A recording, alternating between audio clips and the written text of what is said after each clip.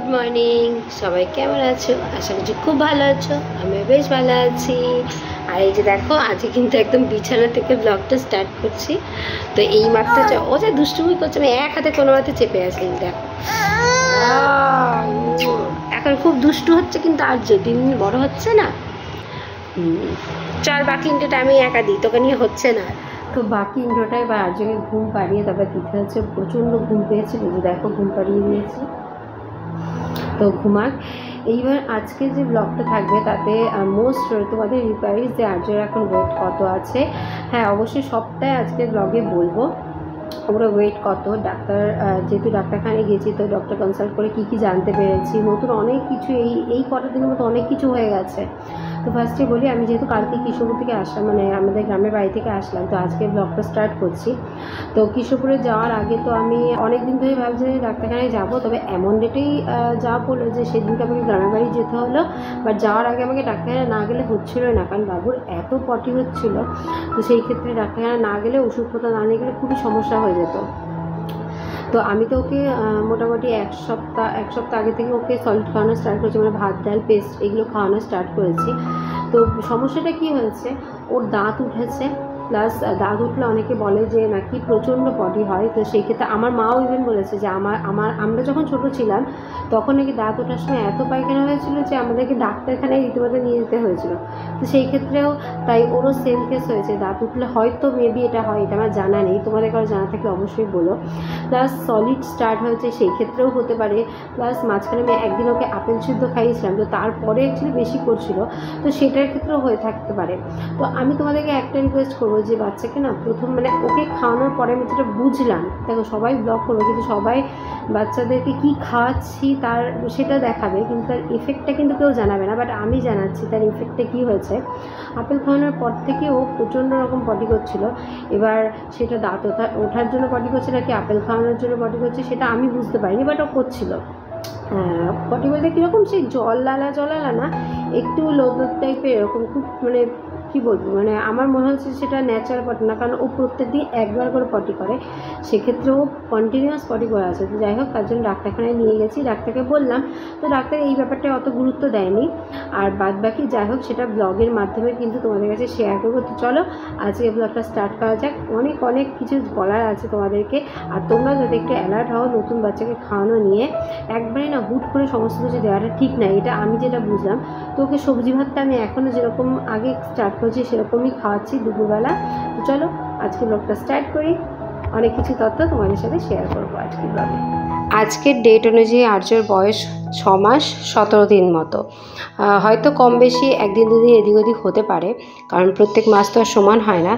তো এখন যেহেতু 6 মাস পড়ে গেছে, খাবার দাবারে অনেক কিছু চেঞ্জ হয়েছে। তো সেই জন্য আমি দেখো প্রত্যেক দিন যেটা রুটিনে থাকে যে ওকে সকালবেলা দুধ খাওয়ায়, তারপর মোটামুটি 10টা-11টার দিকে সেরেল্যাকটা খাওয়ায়। তো সেরেল্যাক দিন দিন যত বড় হচ্ছে একটু ঘন করে দেওয়ার চেষ্টা করছি। শুরুতে আমি একটুখানি পাতলা করে ওকে দিতাম যাতে ওর হজমটা ঠিকঠাক হয়। তোমাদেরকে একটা কথা বলি, যারা আমার ব্লগ দেখো, আমার ভালো লাগে তোমাদের সাথে সমস্ত কিছু শেয়ার করতে। তবে হ্যাঁ, তোমরা নিশ্চয়ই অনেকের ব্লগই দেখো সবাই কিন্তু ব্লগে বাচ্চাদেরকে যেটা খাওয়াচ্ছে বা তাদের সাথে যেটা হচ্ছে তার যে কোনো এক সাইড দেখাবে, বাদ বাকি সাইডগুলো কিন্তু দেখাবে না।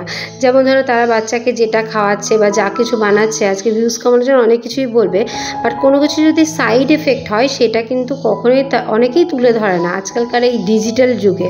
বাট আমি মনে করি আমরা যখন পাবলিক প্লেসে কোনো কিছু শেয়ার করছি, যেটা আমাদের যেটা ভালো সাইড সেটা যখন তোমাদের সামনে প্রেজেন্ট করছি, তখন এইগুলো করার পরে যদি কিছু খারাপ সাইডও থেকে থাকে সেটাও কিন্তু কিছু হলেও তুলে দেওয়া দরকার। কারণ ইভেন যখন কোনো বাচ্চাকে নিয়ে ব্লগ করছি তখন সেক্ষেত্রে যদি কোনো সাইড এফেক্ট হয় সেটা তো অবশ্যই তুলে দেওয়া দরকার। তো এরকম তোমাদের কাছে একটা রিকোয়েস্ট করবো যে যার তার ব্লগ দেখে যা খুশি তাই বাচ্চাদেরকে একদম খাইয়ে দিও না, এতে কিন্তু তোমার বাচ্চারই এফেক্ট পড়বে। কারণ সবাই কিন্তু ভালো জিনিসই দেখাবে, সাইড এফেক্টগুলো কিন্তু কেউ দেখাবে না। যাই হোক, আমি যেখানে একটা জিনিস করেছি, আমি একজনের ব্লগ খুব ফলো করতাম, তবে তার কথায় আমি বাচ্চাকে শুরুতেই 6 মাসের শুরুতে যখন প্রথম কয়েকদিন ডাল ভাত সবজি ভাত এরকম দিতাম, বাট একদিন তার ব্লগ দেখে আমি আপেল খাইয়েছিলাম, তাও আবার সে ন্যান প্রো দিয়ে খাইয়েছিল। তো আমার কাছে ল্যাকটোজেন ছিল, তো ল্যাকটোজেন আর হচ্ছে আপেল সিদ্ধটা একবারে খাইয়েছিলাম। তো সেক্ষেত্রে কিন্তু আমার বাচ্চার প্রচণ্ড সাইড এফেক্ট হয়েছিল। তাই তোমাদেরকে কিন্তু আমি ভালো করে অ্যাওয়ার করছি যে কেউ তোমরা অন্য কারোর ব্লগ দেখে যা খুশি তাই বাচ্চাদেরকে খাইয়ে দেবে না। মনে রাখবে যে ওটা বাচ্চা হলেও কিন্তু মানুষ, ও কিন্তু সবে সবে নতুন খাওয়া শিখছে, একেবারে সব কিছু ওর মধ্যে ঠুসে দিলেই হবে না। তো এটা কিন্তু তোমরা মানে খুবই কেয়ার থাকো এই ব্যাপারটা নিয়ে। তো যাই হোক, আমি এখন আমার যেটা মনে হয় সেটাই আমি বাচ্চাকে খাওয়ানোর চেষ্টা করি। সাজেশন দেওয়ার মতো অনেক লোকই আছে, তবে নিজের মন যেটা বলছে আর সবসময় হালকা খাবার দেওয়ার বাচ্চাদেরকে চেষ্টা করবে। আমি আজ্জার সাথে মজা করে করে আজ্জাকে খাইয়ে দেব। চলো, এ টিক টিক টিক টিক টিক টিক টিক টিক টিক টিক, খাও খাও খাও, ইটি করে সব খেয়ে নেবা, ঠিক আছে? টুক টুক টুক টুক টুক টুক টুক টুক টুক টুক, খাও খাও খাও খাও খাও খাও। কি দেখছো বাবে? খাও। কি দেখছো বাবে? হ্যাঁ, মুখের মধ্যে গুজু গুজু করে বেড়াচ্ছে, গুজু গুজু, মুখের মধ্যে গুজু গুজু করে বেড়াচ্ছে, গুজু গুজু। ডুক টুক টুক ডুক টুক। তোমার অ্যাটেনশন আমি কোন দিকে ঘুরিয়ে নিলাম? কোন দিকে? আমার দিকে ঘুরিয়ে নিয়েছি অ্যাটেনশন, আমার দিকে। না না না, খেয়ে নাও খেয়ে নাও। হাপু টুক টুক টুক। একটা ইঁদুর আছে জানো তো, একটা ইঁদুর আছে, পুক পুক করে খেয়ে নেয়, পুক পুক করে, কোনো ডিস্টার্ব করে না। শুরুর দিকে একটু ডিস্টার্ব করে, তারপরে আর ডিস্টার্ব করে না। খাওয়ার সময় একটু ডিস্টার্ব করে শুরুর দিকে, তারপর আর করে না। আর একটুখানি কাছে, এই যে হুক, এই ওরে বাবা রে, কত বড় আমাকে লাথি মারলো, কত বড়, কত বড় লাথি মারলো। এরা তো ছোট, কিছু বোঝে না। যদি কোনো অসুবিধা হয় সেটা কিন্তু এরা মুখে প্রকাশও করতে পারবে না। হয়তো কোনো বাচ্চা কান্না করবে, বাট আমার বাচ্চা তো একদম কাঁদেই না। আমি ওই জন্য বুঝতেও পারি না যে ওর কখন কোন সমস্যা হয়। বাট মা হয়ে এতদিনে যতটুকু এক্সপিরিয়েন্স অর্জন করেছি, তাতে নিজের বাচ্চার সুবিধা অসুবিধা একটু হলেও বুঝতে পারি।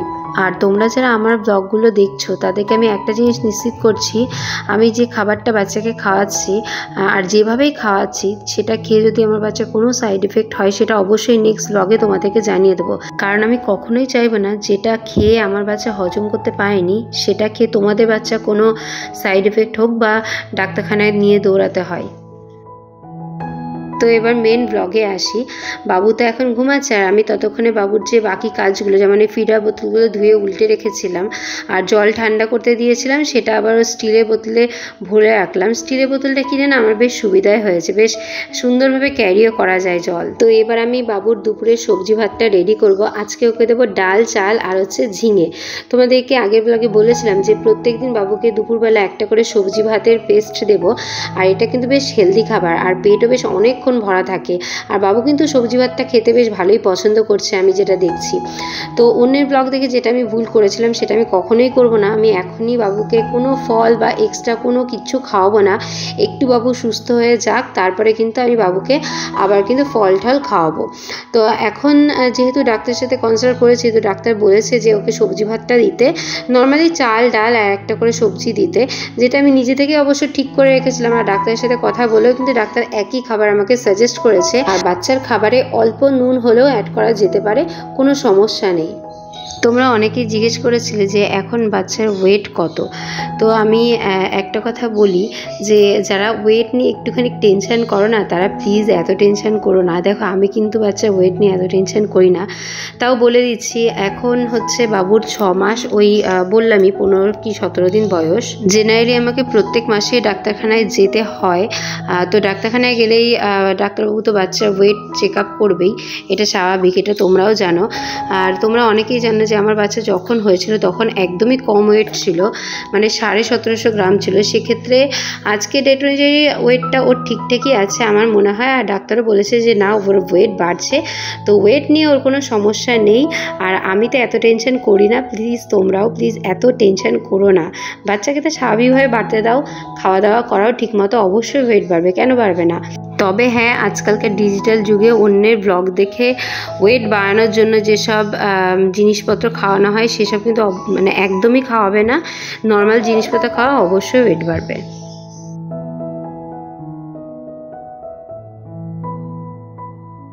তো বাবুর খাওয়া দাওয়া করানোর পর ওকে ঘুম পাড়িয়ে দিয়েছি। আর এদিকে দেখো আমাদের বাড়ির ছাদে কতগুলো ড্রাগন ফল হয়েছে। তোমাদের অনেক আগে একটা ব্লগে দেখিয়েছিলাম যে প্রথম এই ফলটা এসেছিলো, বড় ফলটা, আর এখন কম করে প্রায় 12 থেকে 14টা ড্রাগনের ফুল এসেছে, মানে এরপর আর কি ফল হবে। তো এটা কিন্তু আমাদের বাড়ির প্রথম ড্রাগন ফল গাছ, যেটা আমার দাদা লাগিয়েছে, আর এবছর হচ্ছে প্রথম ফল দিয়েছে। প্রথম তো একটা বড় ফল হয়েছিল, তারপরে এতগুলো ফল হয়েছে। আর এই যে দেখো আর একটা চারা কিন্তু ও লাগিয়ে দিয়েছে। সত্যি দাদা এভাবে যত্ন না করলে মনে হয় এতগুলো ড্রাগন ফল হতোই না।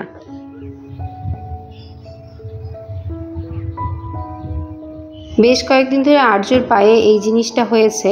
জেনারেলি ওর পায়ে মল পড়া ছিল, তারপরেই দেখলাম যে এই জিনিসটা হয়েছে। তো এটা মল পড়ার জন্য হয়েছে নাকি কোনো বিষাক্ত পোকায় কামড়ে দিয়েছে এটা আমার ঠিক জানা নেই।